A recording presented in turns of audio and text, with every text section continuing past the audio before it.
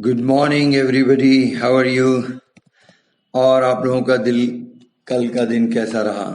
How you like the inaugurational service? Everybody is well today? Have you taken your breakfast nicely? Okay, it's time for the class. So just we will sing 1-2 line of the chorus and then we will go straightway in the study. Right? I hope you have memorized Genesis chapter 1 verse 2 and you have read your Bible chapter Romans chapter 8. If you have not, then it's all up to you. But if you read, then you will definitely be blessed. Okay, so shall we stand and we worship 2-3 minutes? Thank you, Father, Abba, Father, I thank you, thank you, thank you, thank you. Jesus, I thank you. My Jesus, I thank you. Oh, loving Jesus, wonderful Jesus, I thank you. Thank you, Holy Spirit. Thank you so much for this second day of the School of Holy Spirit. Oh, Holy Spirit, welcome you, welcome you.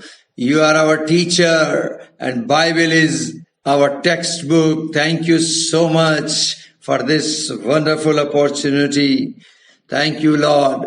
Jesus, thank you for your anointing. Your anointing is true and pure. Your anointing is sufficient. Your anointing teaches us, Lord. And we worship you, Father. We worship you. My Daddy, we worship you. Thank you, Lord. Thank you, thank you, thank you. Hallelujah.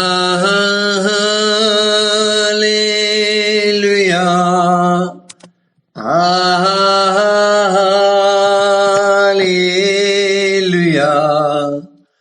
Hallelujah.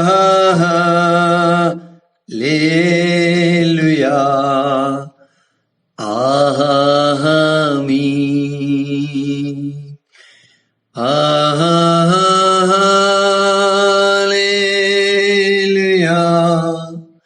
Hallelujah.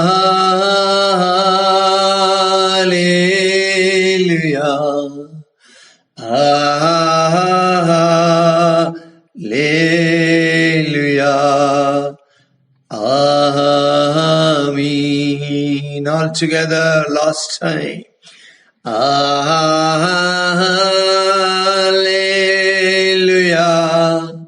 Hallelujah.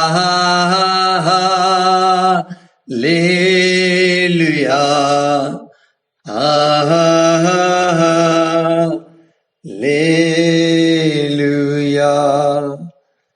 Amen.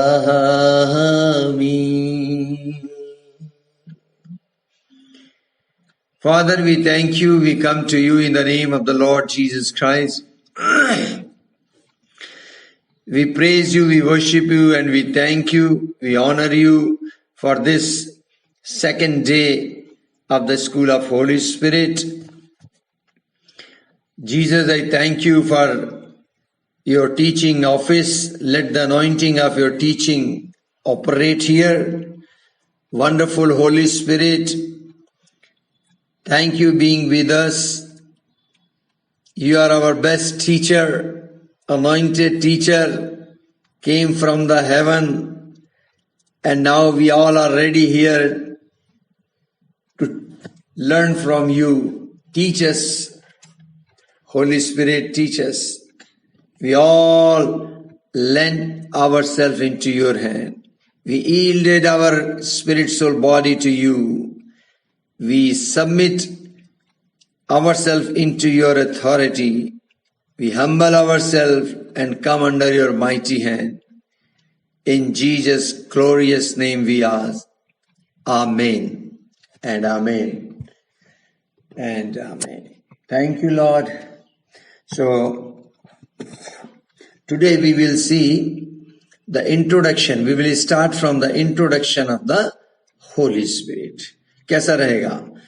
है ना? पवित्र आत्मा की जो शुरुआती बात है, जो नींव की बात है, बेसिक फाउंडेशनल बात, वहां से हम लोग स्टार्ट करते हैं। See, Spirit of God is itself a God. To tell about God is very challenging work. It's not a thing to teach. पवित्र आत्मा कोई चीज नहीं है जिसके बारे में सिखाएं, या पवित्र आत्मा के बारे में सिखाना ये वास्तव में एक बड़ी चुनौती वाली बात है, क्योंकि पवित्र आत्मा अपने आप में एक परमेश्वर है। बाइबल कहती है 2 कुरिन्थियों 3 अध्याय के 17 पद में कि प्रभु तो आत्मा है। The book of 2 Corinthians 3rd chapter verse 17 says the Lord is the Spirit. Man is also a spirit, and our opposition party, devil, is also a spirit. So all things in spirit. So what I want to say you, मैं आपसे कहना क्या चाह रहा हूं कि सब कुछ जो है आत्मा का खेल है सारा। सो हम इससे पहले कि पवित्र आत्मा में शिक्षा लें, हमें क्या करना होगा, उसकी बेसिक चीज को जाने। तो आज मैं आपको बेसिक चीज बताना चाहता हूं। आत्मा कितने प्रकार की है। First we will know the spirit. So I am saying spirit, I am not saying Holy Spirit. तो मैं पवित्र आत्मा की बात नहीं कर रहा इस वक्त, मैं केवल आत्मा की बात कर रहा हूं। सो आत्मा क्या है? परमेश्वर आत्मा है, मनुष्य आत्मा है, शैतान भी आत्मा है। तो God is spirit, man is spirit, and devil is also spirit. So we should know in this line, we should have the clarity. हमें इस बात का पूरा समझ होनी चाहिए, क्लैरिटी होनी चाहिए कि इस आत्मा क्या है, और तब हम पवित्र आत्मा में आए। तो आप नोट करेंगे कि 4 प्रकार की आत्मा होती है। 4 kinds of spirit. First spirit is the human spirit. पहले प्रकार की आत्मा मनुष्य की आत्मा होती है। 1 Corinthians 2nd chapter 11 verse. It is written there, for what man knows the things of a man except the spirit of the man. मनुष्य में से कौन किसी मनुष्य की बातें जानता है? केवल मनुष्य की आत्मा जो उसमें है। इसका मतलब क्या हो गया कि मनुष्य में आत्मा है। जकरिया 12th chapter verse 1, creator of man's spirit is God. वहां लिखा है आकाश का तानने वाला यहोवा है, पृथ्वी की नींव डालने वाला यहोवा है, और मनुष्य की आत्मा का रचने वाला यहोवा है। तो देख रहे हैं आप, मनुष्य में क्या है? आत्मा है। 2 Corinthians 4th chapter 16 verse. We do not lose heart, even our outward man is perishing, yet the inward man is being renewed day by day. हमारा बाहरी मनुष्यत्व तो नष्ट होता जाता है। बाहरी मनुष्यत्व मतलब शरीर, हमारा बाहरी मनुष्यत्व तो नष्ट होता जाता है, तो भी हमारा भीतरी मनुष्य दिन प्रतिदिन नया हो जाता है। तो भीतरी मनुष्य क्या है? अंदर वाला मनुष्य क्या है? वो आत्मा है, आत्मा को बताता है। The real man is inner man. Job 12th chapter verse 10, अय्यूब 12 अध्याय 10 पद। In whose hand is the life of every living thing and the breath of all mankind. उसके हाथ में एक एक देहधारी मनुष्य की आत्मा रहती है, मनुष्य की आत्मा भी रहती है। तो मैं ये आयतें इसलिए आपको दे रहा हूं कि आपको पता चले कि मनुष्य में क्या है, आत्मा है। Why I am giving this all these verses? Because you should know that Man is spirit. Man has a spirit. Real man is spirit. Inner man is spirit. Again, Job 32 verse 8. अय्यूब 32 अध्याय के 8 पद में लिखा है, there is a spirit in a man. मनुष्य में तो आत्मा ही है. सुन रहे, मनुष्य में क्या है? आत्मा तो है ही. आज संसार में लोग शरीर और प्राण की बात करते हैं, बॉडी और सोल की बात, फ्लैश और सोल की बात करते हैं, स्पिरिट की बात नहीं करते, because they don't know. Proverbs 20th chapter verse 27, नीति वचन 20 अध्याय 27 पद में लिखा है, the spirit of man is the lamp of the Lord. मनुष्य की आत्मा यहोवा का दीपक है. तो मनुष्य में क्या है? आत्मा. 1 Thessalonians 5th chapter 23 verse, पहला थिस्सलुनियों 5 अध्याय 23 पद में लिखा है, God of peace sanctify you completely, your spirit, soul and body be preserve blameless at the coming of our Lord Jesus Christ. वहां लिखा है, शांति का परमेश्वर आप ही तुम्हें पूरी रीति से पवित्र करे और तुम्हारी आत्मा, प्राण, देह हमारे प्रभु यीशु मसीह के आने तक पूरे पूरे और निर्दोष और सुरक्षित रहे. आप देख रहे हैं, आत्मा अलग, प्राण अलग और शरीर अलग, और इन तीनों का कॉम्बिनेशन क्या है? मैन. अभी हम इसको अच्छे से और समझेंगे. याकूब की किताब 2 अध्याय 26 पद, book of James 2nd chapter verse 26 says, body without the spirit is dead. देह आत्मा के बिना मरी हुई है. वहां लिखा है, देह आत्मा के बिना मरी हुई है, जैसे विश्वास कर्म के बिना मरा है. तो देह में आत्मा है. आत्मा निकल जाए तो लोग कहते हैं मर गया. आत्मा वापिस आ गया, अरे ये तो जिंदा हो गया. Book of Ecclesiastes 12th chapter verse 7, सभोपदेशक 12 अध्याय 7 पद, वहां ऐसे लिखा है, dust will return to the earth as it was, the spirit will return to God who gave it. तब मिट्टी ज्यों की त्यों मिट्टी में मिल जाएगी.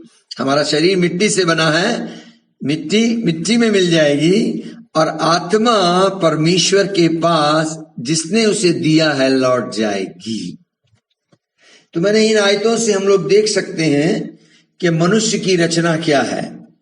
मनुष्य जो है आत्मा है. परमेश्वर ने मनुष्य को अपनी समानता समरूपता में जब बनाया तो अपना जीवन दिया, गॉड्स काइंड ऑफ लाइफ, अपने जीवन का सांस दिया. उसकी लाइफ, उसका जीवन क्या है? Spirit. when God created man, he created into his image and likeness, and God has given his life, his breath. That his breath, that his life is the spirit. Because God is spirit, man is spirit. Spirit to spirit connection. If there is no connectivity between man's spirit and God's spirit, then there will be no revival. There will be no light. You cannot approach God. You cannot listen God. You cannot enjoy the presence of the Lord. आत्मा और प्रभु की आत्मा, मनुष्य की आत्मा, परमेश्वर की आत्मा में संबंध होना है. जब तक ये संबंध नहीं होगा, कनेक्टिविटी नहीं होगी, तब तक उजियाला नहीं होगा, तब तक आपको आशीष अनुभव नहीं होगी, तब तक आप प्रभु की उपस्थिति का आनंद नहीं ले पाएंगे. तो इस बात को जानना बहुत जरूरी है, समझना जरूरी है कि आप अंदर से कौन हैं। परमेश्वर आपके शरीर से बात नहीं करेगा, आपके प्राण से भी बात नहीं करेगा। God will not talk to your flesh, not to your soul. He will talk to your spirit, spirit to spirit. तो इस बात को समझना और जानना जरूरी है। जब परमेश्वर कहता है कि मैंने मनुष्य को अपनी समानता समरूपता में रचा, it means God is saying, I have created man into my own image and likeness to see who is God. God is also in the Trinity form. परमेश्वर भी त्रिएक परमेश्वर के रूप में है, पिता, पुत्र, पवित्र आत्मा के रूप में। लूका 3 अध्याय 21-22 पद को पढ़ेंगे तो उसमें आपको मिल जाएगा, पिता, पुत्र, पवित्र आत्मा दिख जाएंगे।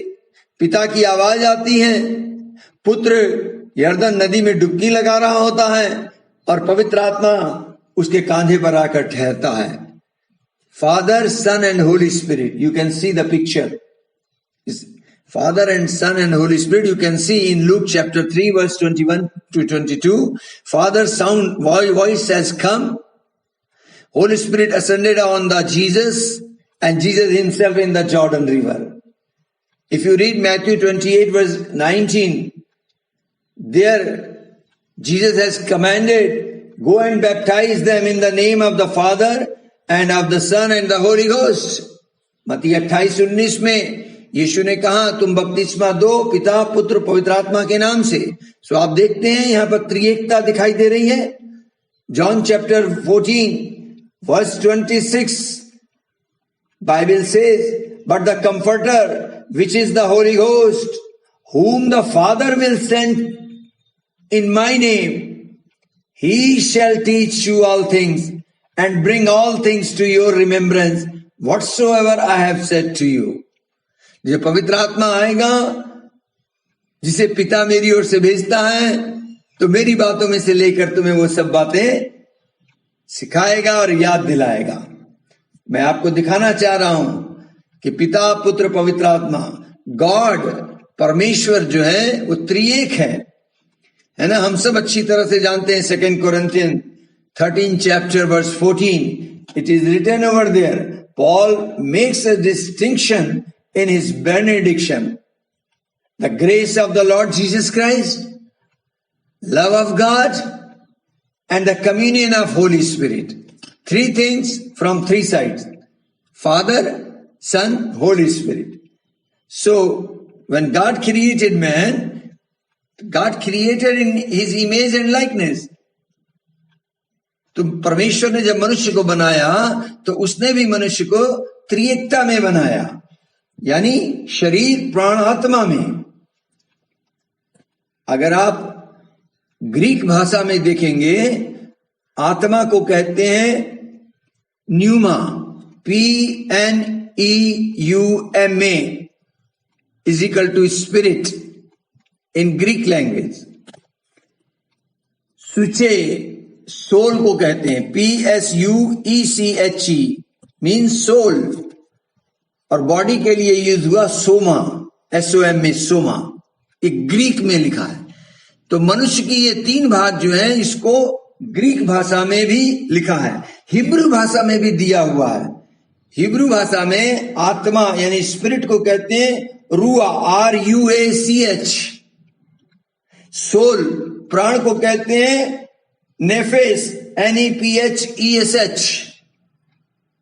एंड बॉडी के लिए यूज हुआ बेतन और जेसेम, BETEN और GESHEM। तो आप देखते हैं हिब्रू भाषा में भी स्पिरिट, सोल, बॉडी 3 अलग बात दी है, ग्रीक भाषा में भी अलग दिया है। और मनुष्य की जो रचना है वो इस प्रकार से 3 पार्ट में है। तो quickly I will tell you, क्योंकि मैं बताना कुछ और चीज चाह रहा हूं, लेकिन मैं इस बात को भी समझा दूं ताकि शरीर, प्राण, आत्मा आप अच्छे से बात को समझ जाएं। I want to explain more, so let us understand the personality of man It is in spirit, soul and body. Let us consider the Trinity of man, which speaks of three centers of consciousness within man's being. Spirit, this is God conscious. It's a part of man, but this is God conscious, capable of knowing God. Soul, this is self-conscious part of man, capable of knowing oneself. Soul consists of man, mind, will and emotion. Body is the sense of world consciousness, part of man, capable of knowing and receiving things from the world. So मैं कहना क्या चाह रहा हूं, आत्मा जो है वो परमेश्वर से कनेक्ट होती है, जो परमेश्वर को सुनती, समझती, जानती है. प्राण वो आपका अपने आप पर ध्यान देने वाला होता है, जिसके अंदर मन, भावना, इच्छा होती है. शरीर जो संसार को रिप्रेजेंट करता है, संसार में क्या है उसको जानता है, संसार से क्या प्राप्त करना है वो हासिल करता है. तो इस प्रकार से प्राण, शरीर और आत्मा तीनों मिलकर जो पर्सनैलिटी बनती है उसे आप मैन कहते हैं. तो मनुष्य के अंदर जो आत्मा है वो गॉड कॉन्शियसनेस होती है. God consciousness part of man is spirit. मनुष्य में जो आत्मा है वो आत्मा परमेश्वर की ओर झुकती है, परमेश्वर की खोजी होती है, परमेश्वर को लॉन्गिंग करती है. Thank you. आगे चलते हैं. फाइनली मैं एक एग्जाम्पल के द्वारा आपको समझाऊं. जब कोई व्यक्ति मरता है ना, या जैसे मैं कहूं कि जी जब मैं मरूंगा तो मैं स्वर्ग जाऊंगा, तो मैं मर गया. जब मैं मर गया तो मेरी बॉडी तो यहां रखी हुई है, लेकिन मैंने ये कहा कि मैं स्वर्ग जाऊंगा. वो मैं कौन है जो स्वर्ग जा रहा है? सपोज इफ आई से when I die I will go to heaven, and when I die my body is here. Then who is that I who is going to the heaven? That I is my spirit. That I represent that spirit. My spirit man, my inner man is going to the heaven. My body is here. Body will go to the dust because it is made by the dust. And the spirit came from the God when he breathed. And God is in the heaven. So my spirit will go to God in the heaven, and my body, which is made by the dust, it will go to the dust. Now understand, there are the language also. मेरी बात समझ में आ रही है आपको कि जब मनुष्य का रचना जो हुई मिट्टी से हुई, जब इंसान मरता है तो ये मिट्टी में चली जाती है, और परमेश्वर के मुख की सांस जो हमारी आत्मा है वो आत्मा परमेश्वर के पास जाती है स्वर्ग में, क्योंकि आत्मा वहां से आई वहां चली गई. शरीर मिट्टी से आया, मिट्टी में मिल गया. शरीर और प्राण और आत्मा इनकी अपनी एक वॉइस होती है. शरीर की वॉइस क्या है? संसार में जब आप रहते हैं, संसार को कैसे देखते, समझते, सुनते और प्राप्त करते हैं, आपकी इंद्रियां काम करती हैं. देखकर, सुनकर, सूंघकर, चखकर और छूकर. When you are in this world and you are knowing this world and receiving the things from this world, you are using your senses of your body. Your 5 senses of your body is available. By smell, by taste, by look, by hear and by touch. This is the language of the body. इसी प्रकार प्राण की भी भाषा है. प्राण में मन, भावना, इच्छा आती है. The language of your soul is will, mind and emotion. And इसी प्रकार आत्मा की आवाज होती है जिसे आप अंतरात्मा कहते हैं, वो जिसे आप विवेक कहते हैं, जिसे आप कहते हैं में विवेक, आत्मा की आवाज को विवेक कहा गया, conscious. Same way the language of the spirit is your consciousness. That's why Bible says cleanse your consciousness. शुद्ध विवेक के द्वारा, यीशु के लहू से अपने विवेक को शुद्ध करो ताकि तुम उसकी सेवा अच्छे से कर सको। That's why it is written. Hallelujah. I think आपको मेरी बात समझ में आ गई होगी कि मनुष्य की सारी रचना क्या है। जब आप शरीर के अनुसार चलते हैं तो वर्ल्डली लेवल के अनुसार चलते हैं, संसार की इच्छा पूरी करते हैं, इसलिए दुखी होते हैं, तकलीफ होती है। लेकिन जब आपका इनर मैन राइज करता है, भीतरी मनुष्य ताकतवर बनता है और भीतरी मनुष्य यानी आत्मा के चलाए चलते हैं, तो फिर आप शरीर की इच्छा पूरी करने में नहीं लगते, फिर आपको दुख तकलीफ महसूस नहीं होती है। सो अभी हमने देखा पहले प्रकार की आत्मा कौन सी आत्मा है? मनुष्य की आत्मा। So we have seen first kind of spirit is human spirit, means man's spirit. Now second type of the spirit is angel spirit, दूतों की आत्मा। Hebrew chapter 1 verse 14, if you read the book of Hebrew chapter 1 verse 14, इब्रानियों की पुस्तक उसका 1 अध्याय उसके 14 पद को अगर आप पढ़ेंगे तो वहां पर लिखा हुआ है कि क्या वे सब सेवा टहल करने वाली आत्माएं नहीं जो उद्धार पाने वालों के निमित्त सेवा करने के लिए भेजी जाती है? Are they not all ministering spirits sent forth to minister for those who will inherit salvation? तो एंजल्स क्या है? स्पिरिट है। भजन संहिता 91 अध्याय 11 पद, साम 91 वर्स 11, वहां पर ऐसे लिखा है कि वह अपने दूतों को तेरे निमित्त आज्ञा देगा कि जहां कहीं तू जाए वे तेरी रक्षा करें। आमेन, आमेन, आमेन।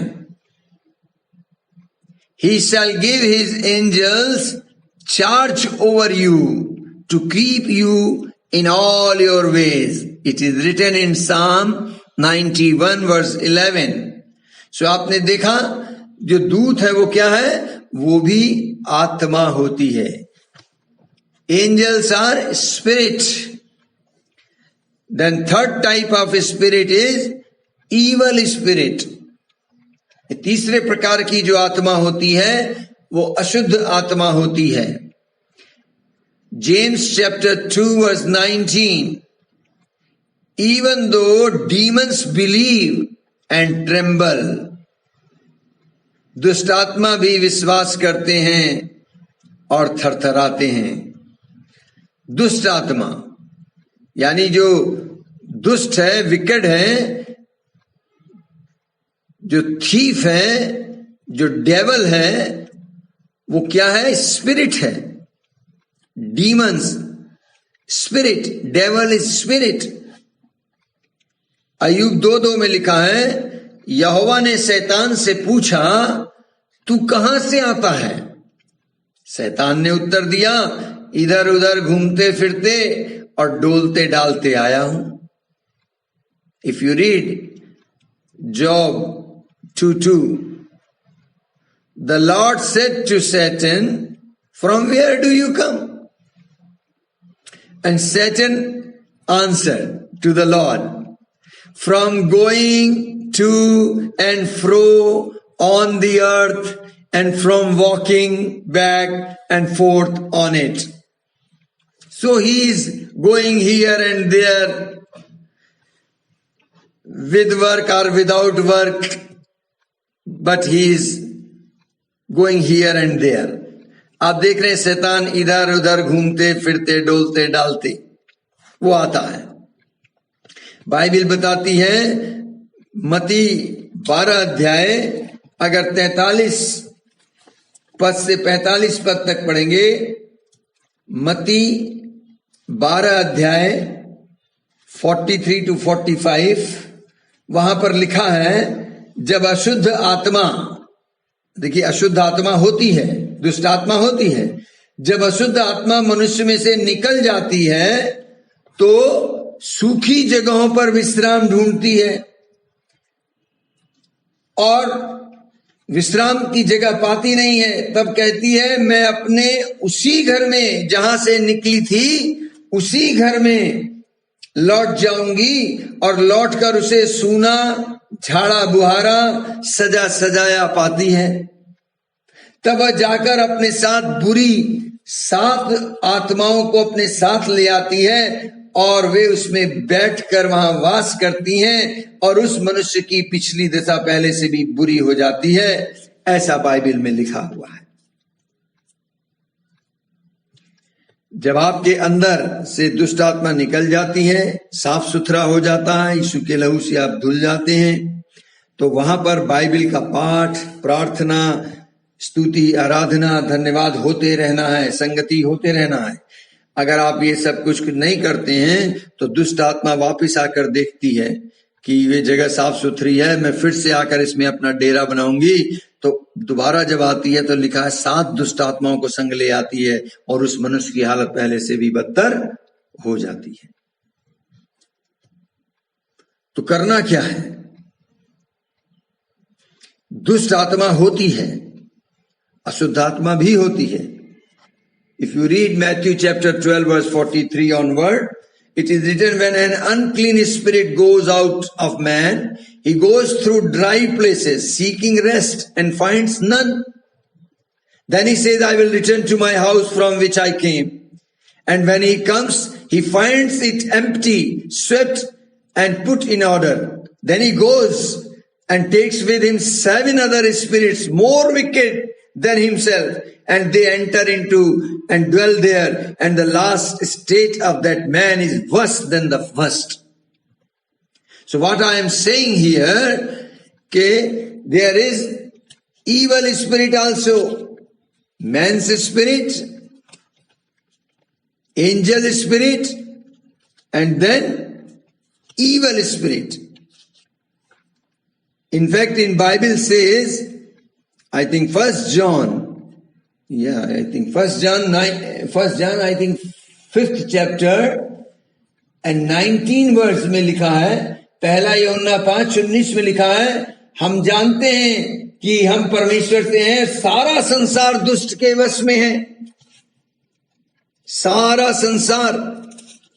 1 John 5th chapter and 19 verse says, we know that we are of God, and the whole world lies under the sway of the wicked one. Whole world lies under the sway of the wicked one. सारा संसार दुष्ट के वश में है। तो दुष्ट आत्मा होती है अजीजो। लूका 4 अध्याय और उसके 41 पद में, Luke chapter 4 verse 41, it is written, and demons also came out of many, crying out and saying, you are the Christ, the Son of God. दुष्ट आत्माएं जो होती हैं, परमेश्वर के पुत्र को वो पहचानती हैं, जानती हैं, और परमेश्वर का पुत्र जब अपने अभिषेक से भरे हुए हाथ में को बढ़ाता है, अभिषेक में खड़ा होता है, बाइबल कहती है दुष्ट आत्माएं चिल्लाती हैं, ये कहती हुई कि तू परमेश्वर का पुत्र है, बहुतों में से निकल गई। मैं कहना क्या चाह रहा हूं इन सब आयतों के जरिए कि दुष्ट आत्मा होती है, अजीजों, दुष्ट आत्माएं भी होती हैं। तो हमने 3 प्रकार की आत्मा देखी अभी। पहली आत्मा मनुष्य की आत्मा, दूसरी दूतों की आत्मा, तीसरी अशुद्ध आत्मा। चौथे प्रकार की एक आत्मा होती है और उसको कहते हैं होली स्पिरिट, पवित्र आत्मा, मीन्स गॉड्स स्पिरिट, परमेश्वर की आत्मा। अगर आप जेनेसिस चैप्टर 1-2 को पढ़ेंगे, उत्पत्ति 1-2 को पढ़ेंगे, वहां पर आपने याद भी किया होगा, मैंने कल वर्ष भी दिया था, वहां पर लिखा है कि पृथ्वी बेडोल सुनसान थी और अंधेरे में थी, लेकिन जल के ऊपर परमेश्वर का आत्मा मंडला रहा था। Spirit of God was moving over the water.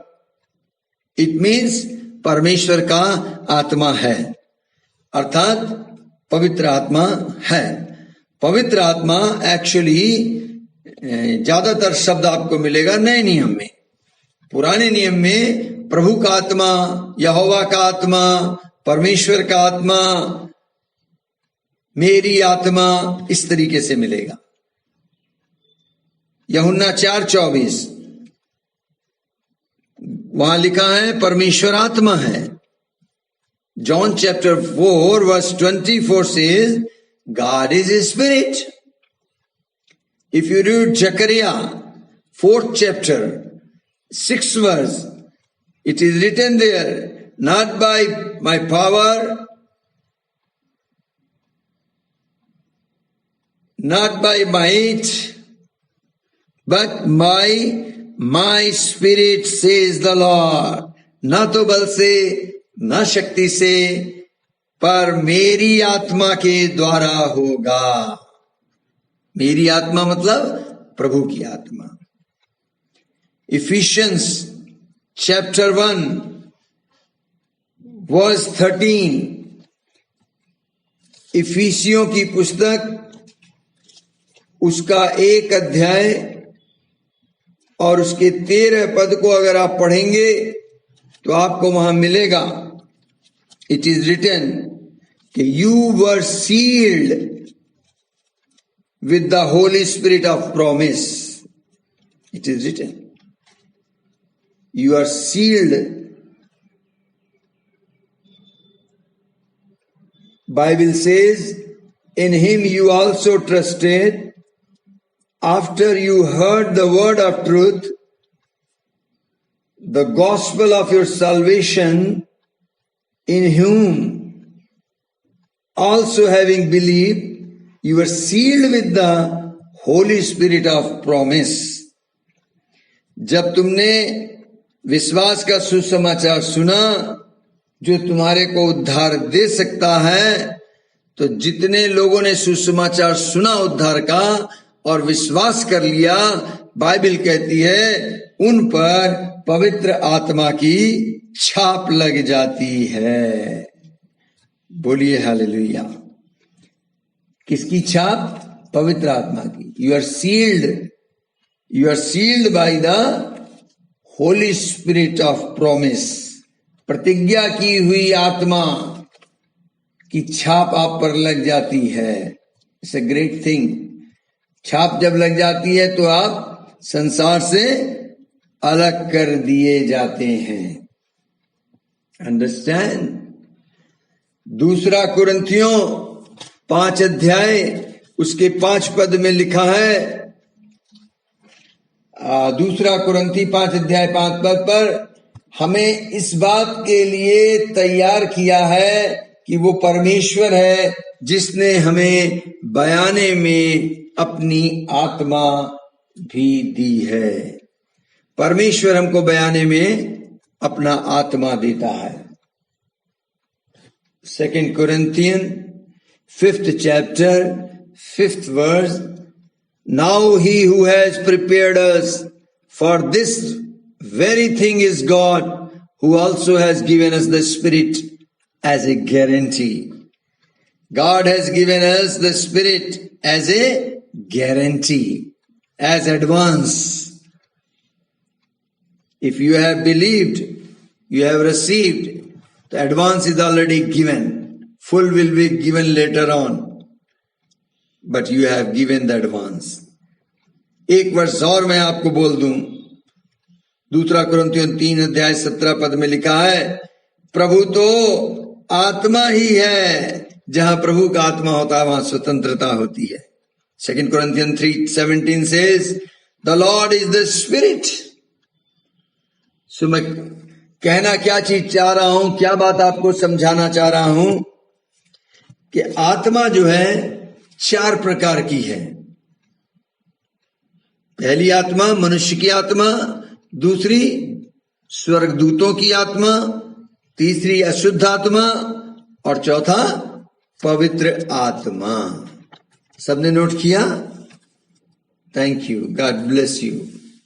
अब आप क्या करें, जो 4 स्पिरिट आपने लिखी हैं इनको 2 पार्ट में कर लें। मैंने इनको नाम दे दिया है A part and B part. A part में पहली और दूसरी आत्मा को ले आइए और बी पार्ट में तीसरी और चौथी आत्मा को। डन हो गया? फिर से सुने, ए पार्ट में 1 और 2 नंबर की आत्मा, मतलब मनुष्य की आत्मा, एंजल्स स्वर्गदूतों की आत्मा। बी पार्ट में अशुद्ध आत्मा और पवित्र आत्मा। Now what you do in your notebook, you divide या group all 4 spirit into 2 group, A group and B group. Under A group, first and second spirit means man's spirit and the angel spirit. B part, third and fourth spirit means evil spirit and the Holy Spirit. Done it? हो गया? There is a 2 portion. One portion is man spirit and angel spirit, another is evil spirit and the Holy Spirit. Now I will explain what I want to say through this. Under A group, where you have written the man's spirit and the angel spirit, understand this thing. Man's spirit will live in the man. It will not go to other spirit. Man's spirit has a free will. And the man spirit will need body to stay. On the other hand, angel spirit, they don't have the free will. They don't need any body. But the man spirit cannot go into the angel spirit and the angel spirit cannot go to the man's spirit. समझ रहे हैं आप? मनुष्य की आत्मा ऐसा नहीं है कि वो किसी में चली जाए, उसके पास स्वतंत्र इच्छा होती है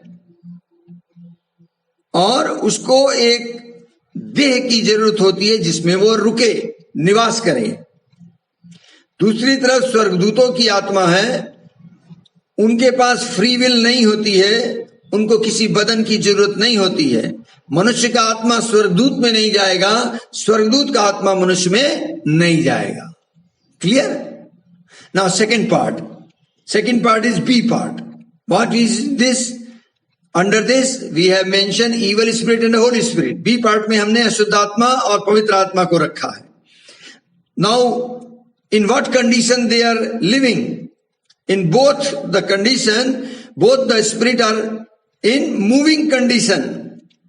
They are searching place to stay. अशुद्ध आत्मा और पवित्र आत्मा दोनों मंडलाती रहती हैं, मूविंग कंडीशन में होती हैं और दोनों स्थान ढूंढ रही होती हैं कि कहां हम जाकर ठहरें। They are searching the place to stay. तो evil spirit is also moving and the Holy Spirit also moving. You have seen Genesis chapter 1-2. The Spirit of God was moving over the water, waiting on the water, walking on the water.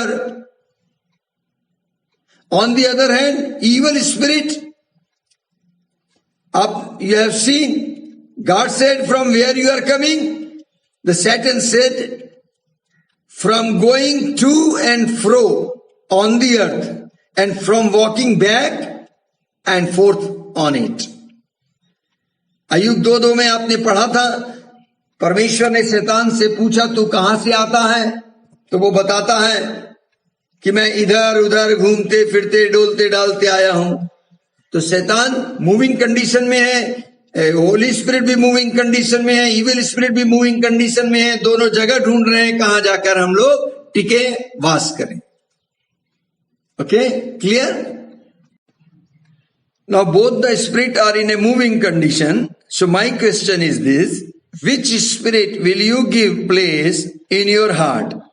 You have to choose one, either evil or holy. You can't take both. Yes to Holy Spirit, then you have to say no to the evil. If you say yes to evil spirit, then no to the Holy Spirit. It is not possible that you carry both the spirit. No. One spirit in one time. So you have to take the decision. With your decision, with your permission, they will come to you. Without your permission, they will not come. If you open the door for evil, then evil spirit will come. If you open the door for the Holy Spirit, then Holy Spirit will come. Both are knocking at the door of your heart. We read from the Matthew chapter 12, verse 43 and 45.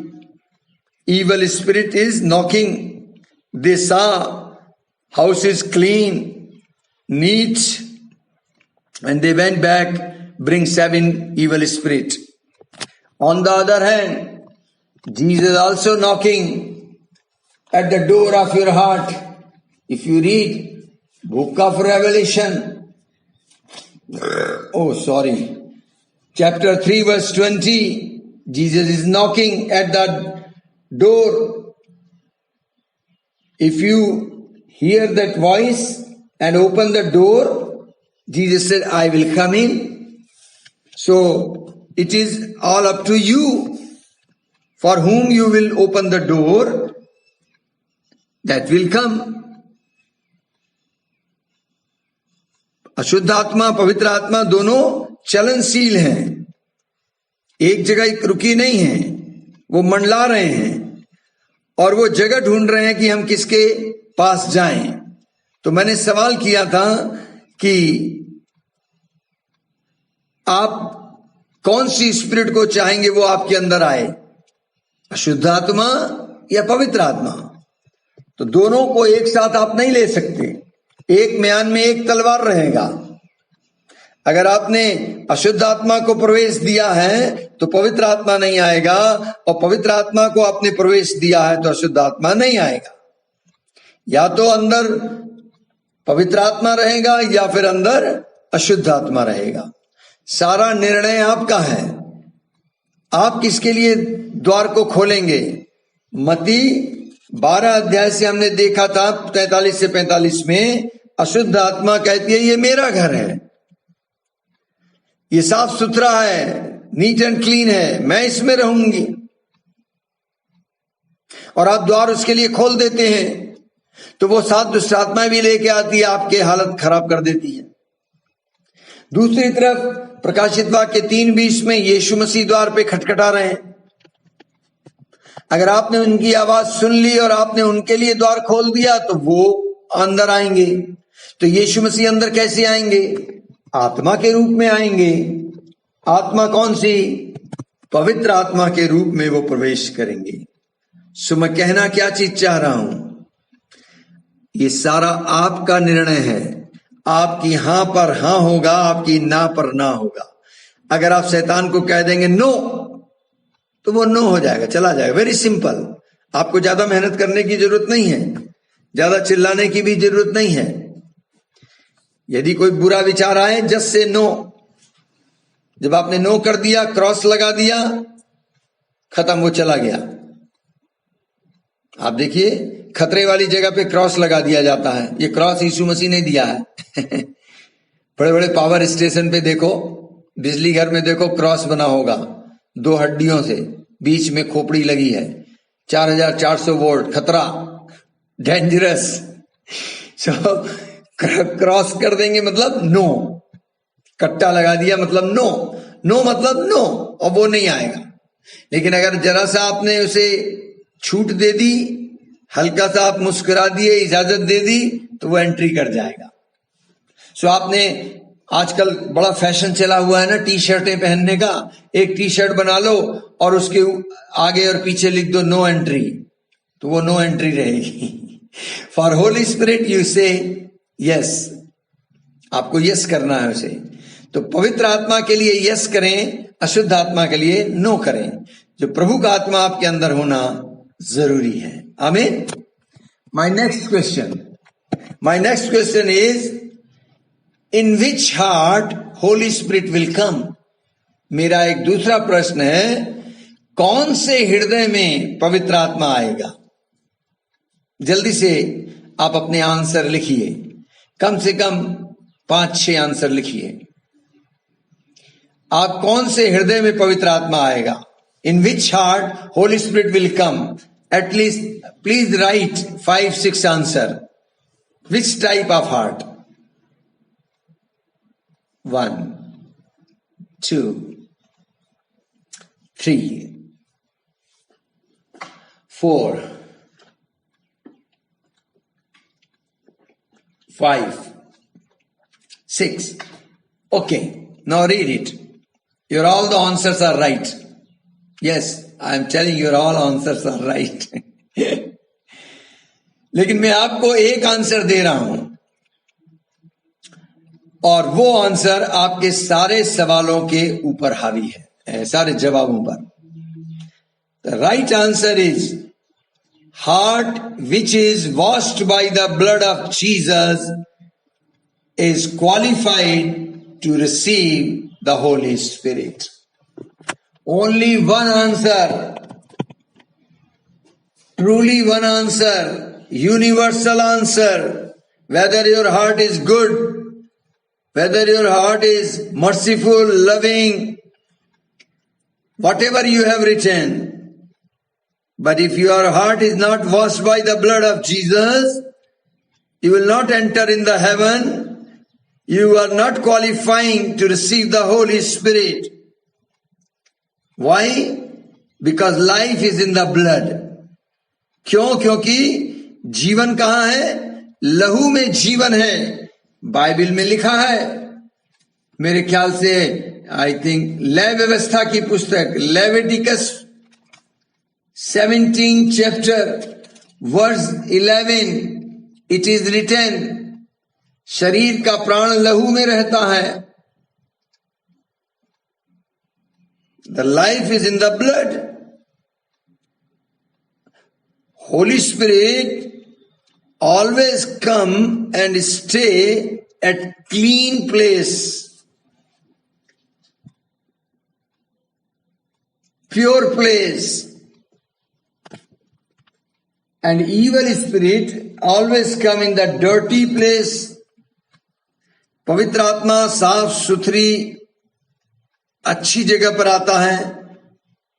अशुद्ध आत्मा गंदी बदबूदार कूड़ा करकट dirty place पर आता है। आप अपने शरीर को तो साफ कर सकते हैं दुनिया के मार्केट के साबुन शैम्पू लेकर, लेकिन आप अपने अंदर की सफाई कैसे करेंगे? You can wash your flesh with the nice soap, shampoo, but how can you wash your inner man? You need the blood of Jesus. नूहा की स्टोरी आपने सुनी होगी। नूहा का जिक्र उत्पत्ति 6 अध्याय से 8 अध्याय को पढ़िएगा। परमेश्वर ने जब देखा कि इस धरती पर बुराई ज्यादा फैल गई है, तो उसने नूहा से कहा तुम एक किश्ती बनाओ और उसमें सारे जोड़े जानवरों के ले आओ, और उसके परिवार को, नूहा और उसका परिवार उसमें आ गया। और बाइबल कहती है आकाश से भी पानी बरसने लग गया, धरती के नीचे से भी पानी बहने लगा। 40 दिन और रात पानी बरसता रहा, सब तरफ पानी पानी, बाढ़ हो गया, पहाड़ तक पानी में डूब गए, इंसान मर गए, उनकी लाशें पानी पर तैर रही, जानवर मर गए। सारी सृष्टि जल प्रलय से नाश हो गई। जब 40 दिन बाद बरसात रुक गई, नूहा ने देखा और उसने छोटी सी खिड़की खोली। बरसात रुकी हुई थी, उसको किनारा चाहिए था, कहां हम जाकर उतरें। बाइबल कहती है कि उसने अपनी किश्ती में से एक छोटा सा रोशनदान खिड़की खोली और उसने एक पक्षी को बाहर निकाला और उस पक्षी का नाम है कौआ। आपको मालूम, कौआ काले रंग का होता है। 40 दिन के बाद जब खिड़की खोली, कौए को उड़ा दिया। और कौए का उसने इसलिए उड़ाया कि कौआ जाएगा और आएगा और मुझे बता देगा किनारा आ गया है, तो हम लोग भी कहीं किनारे पर उतरेंगे। लेकिन कौआ वापस नहीं आया, वो इधर उधर घूमता फिरता रहा। फिर उसने अपने पास से एक कबूतरी को भी उड़ा दिया कि देखे जल भूमि पर से घट गया है कि नहीं। उस कबूतरी को अपने पैर टेकने के लिए बाइबल कहती है कोई जगह नहीं मिली और उसके पास जहाज में वापस लौट आई, क्योंकि सारी पृथ्वी के ऊपर जल ही जल छाया था। और नूहा ने उस कबूतरी को अपने हाथ को बढ़ा के अंदर कर लिया। आपको मालूम कौआ क्यों नहीं आया और कबूतरी क्यों वापस आ गई? सुनिए, ज्यादातर कबूतर आपको व्हाइट कलर के दिखेंगे। व्हाइट कलर शुद्धता का प्रतीक, शांति का प्रतीक होता है। काला कलर अंधकार, दुष्ट का प्रतीक होता है।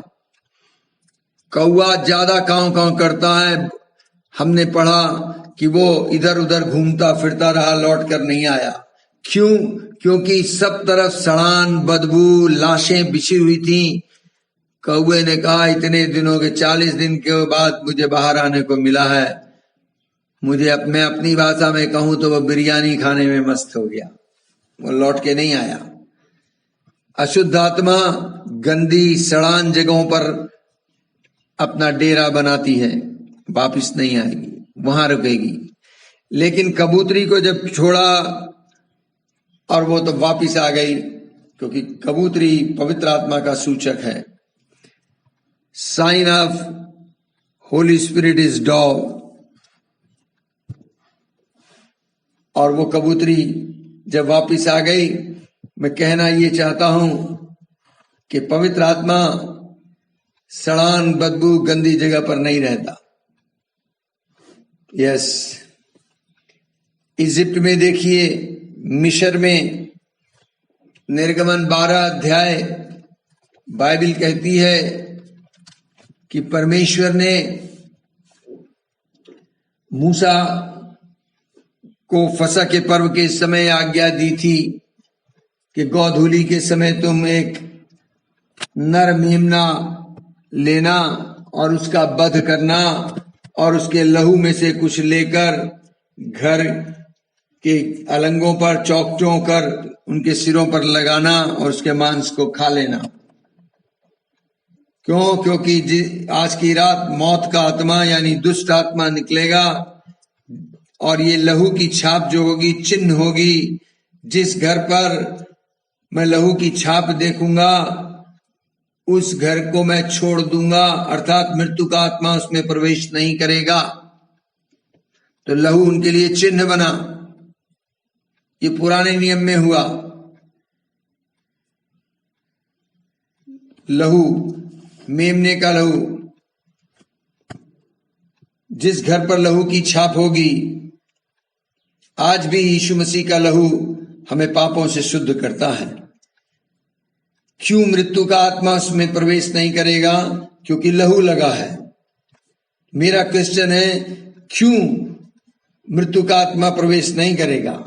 बाइबल बताती है लहू के अंदर जीवन है। जिस घर पर लहू की छाप है उस घर में जीवन पहले से है। तो जब जीवन का आत्मा यानी पवित्र आत्मा जहां पहले से मौजूद है, तो वहां दुष्ट आत्मा, मृत्यु का आत्मा नहीं आएगा। इसलिए नए नियम में जब हम प्रभु यीशु मसीह जो परमेश्वर का मेमना है उसके लहू को हम लगा लेते हैं, अपने शरीर रूपी चौखट अलंगों पे, अपने निवास करने वाले घर के दरवाजे खिड़कियों पर, दीवारों पर, अपनी खेत खलियान, जानवर, डंगर, अपनी चीजों पे, तो अशुद्ध आत्मा वहां प्रवेश नहीं कर सकता।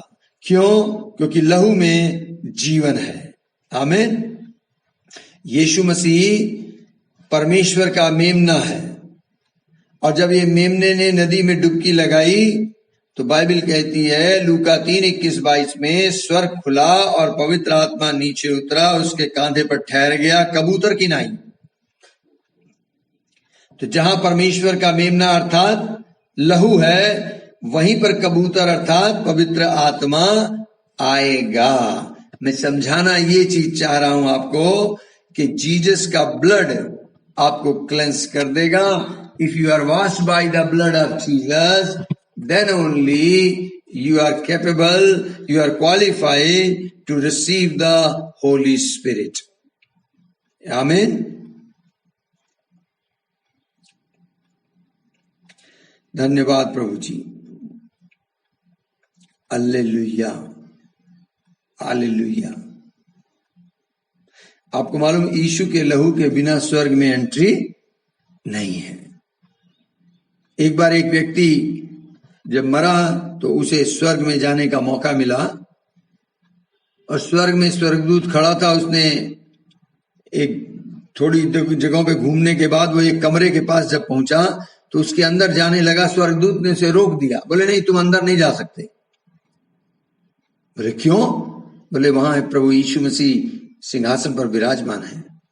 बोले अरे, वो बहुत कोशिश करने लगा उसको, लेकिन उसको अंदर जाने को नहीं मिल रहा था। उसने फिर ताक झांक करनी शुरू की। स्वर्गदूत ने उसे भी उस बात के लिए भी रोका है, तुम क्यों देखते हो? उसने कहा नहीं, मैं देखना चाहता हूं मेरे चर्च के लोग यहां पर कितने आए हुए हैं, मैं अपने चर्च के लोगों को देखना चाह रहा हूं। तो उसने पूछा तुम कौन से चर्च से हो? उसने कहा मैं मैथोडिस्ट चर्च का हूं, मैं देखना चाहता हूं हमारे मैथोडिस्ट का कोई अंदर है। बोले कोई नहीं है। बोले सीएनआई चर्च का कोई है?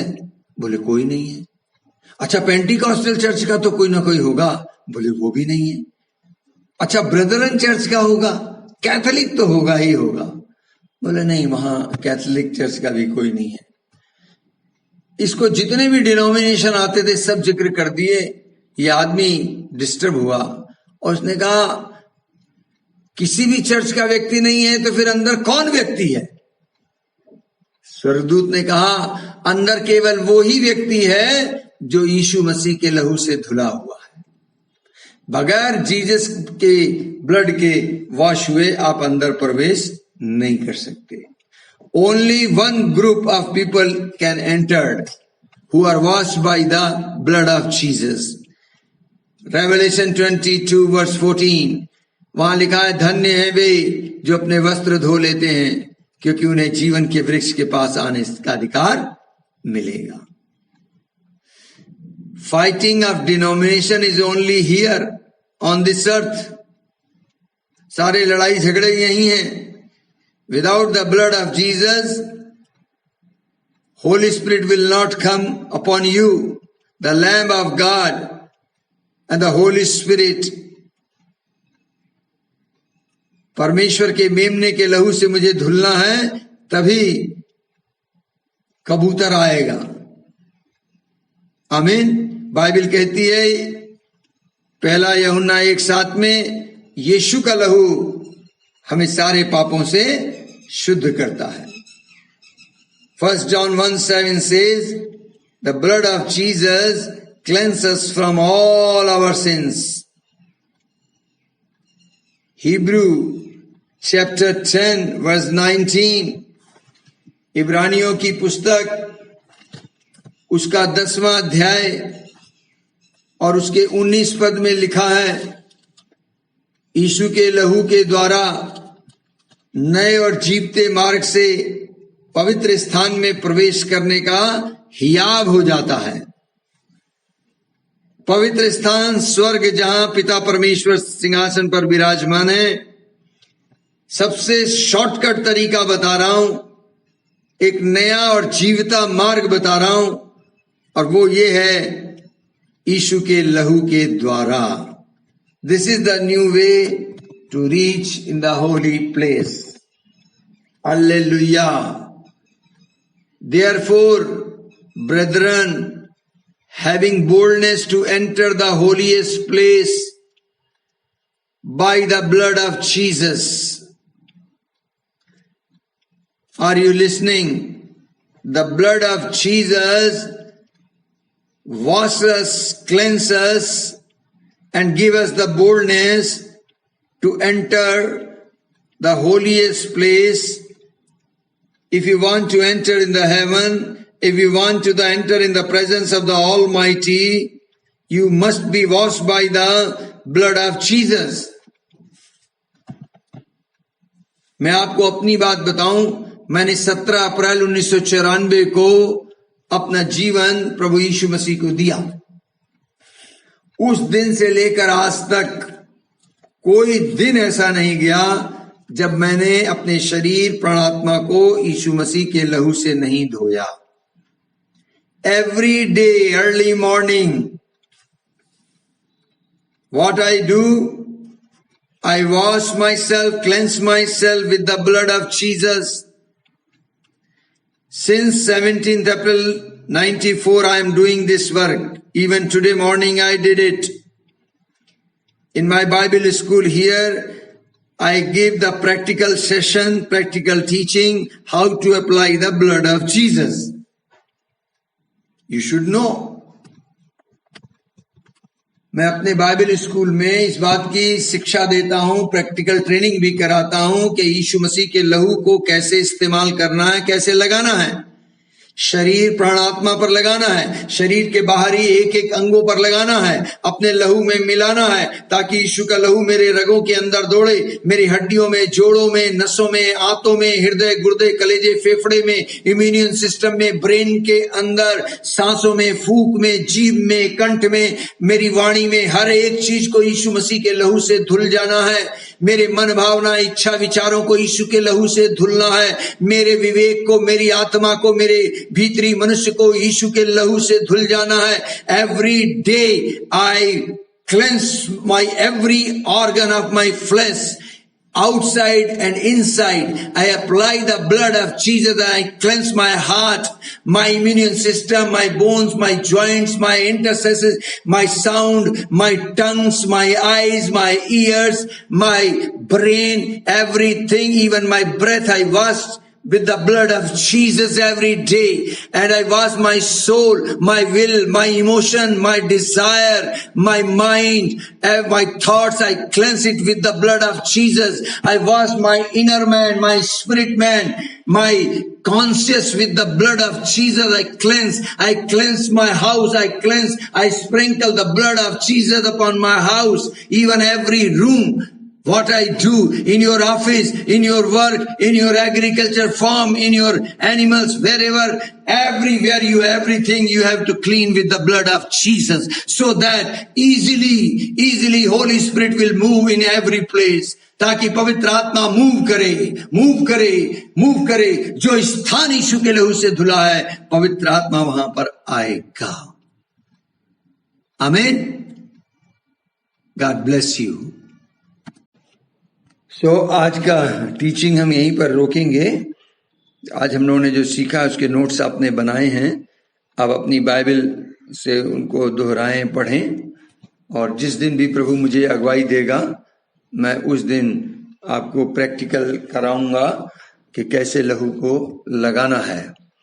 दूसरी बात मैंने नोटिस किया है कि आप लोग, कुछ लोग ऐसे हैं जो कि अर्ली मॉर्निंग में उठ नहीं रहे, भोर को तड़के उठे। मेरे पास अपना तरीका है, मैं जान जाऊंगा आप भोर को तड़के उठे हैं कि नहीं है ना। आप विश्वासी हैं, सच्चे मसीही हैं, सेवक हैं, सेवकाई कर रहे हैं और आत्मा में आगे बढ़ना चाहते हैं, तो आपको हैबिट डालनी पड़ेगी। परमेश्वर के लोगों को भोर को तड़के उठना चाहिए और तड़के उठकर उसे खोजना चाहिए। कैसे भोर को तड़के उठना होता है, क्या करना होता है, कैसे अपने आप को, अपनी आत्मा को स्नान कराना है, कैसे आपको स्पिरिट सोल बॉडी के कपड़े पहनने हैं, किस प्रकार से प्रार्थना में उसकी हजूरी में आना है।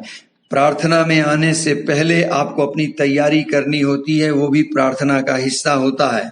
जिस दिन मुझे अगुवाई होगी उस दिन मैं आपको अर्ली मॉर्निंग प्रेयर के बारे में बताऊंगा। आज आपने होमवर्क लेना है। आज का होमवर्क है बुक ऑफ जजेस चैप्टर 14 वर्स 6। आज का जो बाइबल याद करना है वचन, न्यायों की पुस्तक 14 अध्याय उसका 6 पद, उसको आपने याद करना है। ठीक है, तो हर दिन एक एक वचन मैं दूंगा, पवित्र आत्मा का जिक्र होगा उसमें, उसको आप याद करेंगे और जब प्रभु आपको अगुवाई करेगा आप उस पर मनन करना। ठीक है, बुक ऑफ जजेस चैप्टर 14 वर्स 6, न्यायों की पुस्तक 14 अध्याय 6 पद। और आज फिर आपको अपनी स्टडी करनी थी रोमियो चैप्टर 8 पर, उसमें कुल 39 वर्स हैं। कल मैंने बताया था, आपने पहले उसको वचन को सुनना है। सुनेंगे कैसे? जब आप पढ़ेंगे, पढ़ें कैसे? मुंह बंद करके ना पढ़ें, खामोशी से ना पढ़ें, आपके मुख से शब्द बाहर निकलने चाहिए और इतने शब्द निकलें कि आपके कान सुने। You have to speak. When you read, speak the word. What should come out from your mouth, at least your ear can hear. There is a spiritual process. When you hear the word of God, it will go inside the heart of your heart, and from your heart it will come out from the mouth. This is his root. This is his process. सो पहली चीज वचन को सुनना है, फिर उसको पढ़ना है, फिर उसको अध्ययन करना है, फिर उसको मनन करना है और उसको याद कर लेना है। जब याद करने का अर्थ होता है आपके हृदय में वचन आ गया। जब आपके वचन आपके हृदय में नहीं आया, इसका मतलब अभी आपको याद नहीं हुआ है। You have to hear the word of God, you have to read the word of God, study the word of God, meditate the word of God and memorize the word of God. What does it mean to memorize the word of God? It means the word of God comes in your heart, the storeroom of your heart. It should be there. When it should be there, it will go in the heart, and in time, due time, it will come from your heart and it will flow through your mouth, and then the kingdom of devil will be in dangerous. That devil also know. That's why he will stop you to read the Bible, to keep study, meditate the word of God. But today, Holy Spirit is telling you, if you have ear, then hear what the Spirit of the God is saying. अपना समय और Roman 8 के साथ बिताएं, उसे रोज पढ़ें, अच्छे से मनन चिंतन करें। मैंने आपको ज्यादा होमवर्क नहीं दिया है, पूरे 1 महीने में एक ही चैप्टर दिया है पूरी बाइबल में से। आपकी वो बहुत काम आएगा, आपकी सेवकाई में, आपको आत्मा में आगे बढ़ने में। प्रभु आपको आशीष दे। May the Lord bless you. आमीन, आमीन। यदि आपके कोई क्वेश्चन हो तो आप अपने क्वेश्चन लिख लें। सैटरडे को आप लोग मुझे व्हाट्सएप पे भेज दें, संडे को मैं सबके आंसर एक साथ दे दूंगा, या तो लिखकर या फिर बोलकर। Thank you. Bless you and bless you and remember pray for me also, है ना। कल मेरे पास 2 मीटिंग थी, बल्कि रात को 9 बजे मैं चेन्नई में बोल रहा था और कल 11 बजे से 12:30 बजे तक मैंने मुरादाबाद के कांग्रेगेशन को बोला। कल 3 तारीख है, कल फिर मेरा मैसेज है रामनगर की कांग्रेगेशन को मैं बोलूंगा। तो मेरे लिए भी प्रार्थना करना, है ना। प्रभु आपको आशीष दे। आइए हम अंतिम प्रार्थना आशीर्वाद की करें। पिता, हम आपका धन्यवाद करते हैं। प्रभु यीशु आपका धन्यवाद करते हैं। पवित्र आत्मा आपका धन्यवाद करते हैं कि आपने मिनिस्ट्री की, होली स्पिरिट आप हमारे टीचर बने, आपने हमें सिखाया है। हम आपका धन्यवाद करते हैं। अनुग्रह दें प्रभु जी, जो बातें हमने सुनी हैं, सीखी हैं, हम उसको मनन कर सकें, अपनी जिंदगी में उतार सकें, उस पर चल सकें प्रभु जी। और प्रभु आपकी आत्मा की सहायता से हम आपको प्रकट करें, आपके लिए इस धरती पर हम चमकने लगें प्रभु जी, और आपके राज्य का विस्तार करने में हम सहायक सिद्ध हों। यीशु मसीह हम आपका धन्यवाद करते हैं। और अब हमारे प्रभु यीशु मसीह का अनुग्रह, पिता परमेश्वर का प्यार, पवित्र आत्मा की संगति, सहभागिता हर एक स्टूडेंट के साथ युगानुयुग होती रहे। आमीन, आमीन और आमीन। आपकी जानकारी के लिए बता दूं, अभी हमारे पास टोटल बैच 45 का हो गया है ना। अभी भी लोग पीछे पड़े हुए थे, मैंने मना किया, मैं अब और रजिस्ट्रेशन नहीं करूंगा। इवन देन मैंने 3 लोगों का रजिस्ट्रेशन और करना पड़ा। बहुत लोग से उन्होंने फोन कराया, कहा, तो हमारे ग्रुप में अब 42 की जगह 45 लोग हो गए हैं। सो आप लोग रोज प्रार्थना करें। मैंने आज सवेरे सारे 45 लोगों पर के नाम पर हाथ रख के प्रार्थना किया है। आप अपने ग्रुप में चाहे जानते हैं नहीं जानते हैं, आप ये प्रार्थना करें कि प्रभु बाइबल स्कूल का ये जो ग्रुप है 45 लोगों का, उसके लिए हम प्रार्थना कर रहे हैं। एक दूसरे के लिए प्रार्थना करें, इससे यूनिटी आएगी और सदा की आशीष आपके ऊपर ठहरेगी। Thank you, see you tomorrow, bye bye.